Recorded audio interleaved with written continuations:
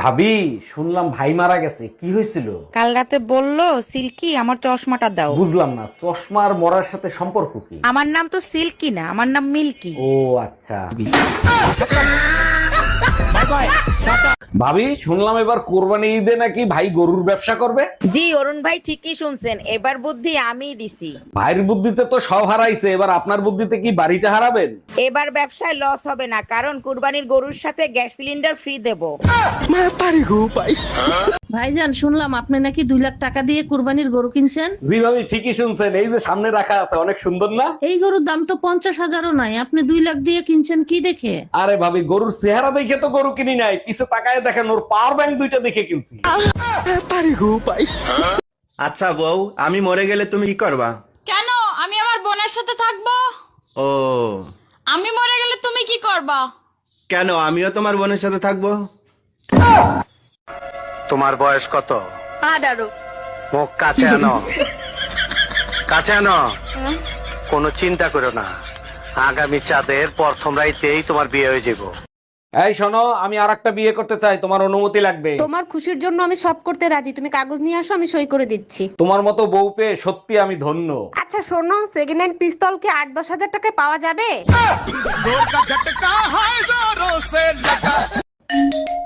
Hello, শোনো, গরম একদম সহ্য করতে পারতেছি না, আজকেই তুমি আমার এসে নিয়ে যাও। ফাজলামি করো, তোর বাপের বাড়িতে এসি আছে, এসির ভিতর আবার গরম লাগে কি করে? এসিতে তো শুধু শরীর ঠান্ডা হয়, কলজা তো আর ঠান্ডা হয় না। তার মানে আমার মাথা না খাইলে তোর কলিজা ঠান্ডা হবে না, তাই না? তাই টুম্পা ভাবি তোমারে খুঁজতেছে কেন? লাউডে দিয়ে কথা বলো তো শুনি।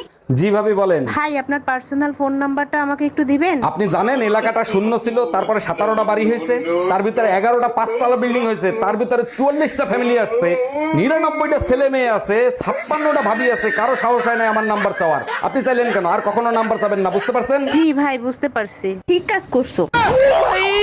ডাক্তার, প্রস্রাব করতে গেলে প্রচন্ড ব্যথা করে, কি করি বলেন তো? দাঁড়ান, চেক করে দেখতেছি কি অবস্থা।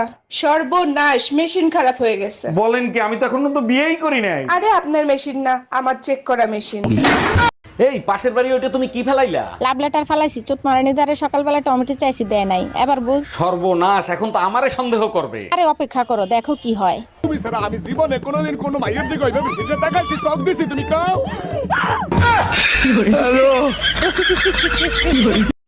ভাবি, শুনলাম ভাই মারা গেছে, কি হয়েছিল? কাল রাতে বললো সিল্কি আমার চশমাটা দাও। বুঝলাম না, চশমার মরার সাথে সম্পর্ক কি? আমার নাম তো সিল্কি না, আমার নাম মিল্কি। ও আচ্ছা।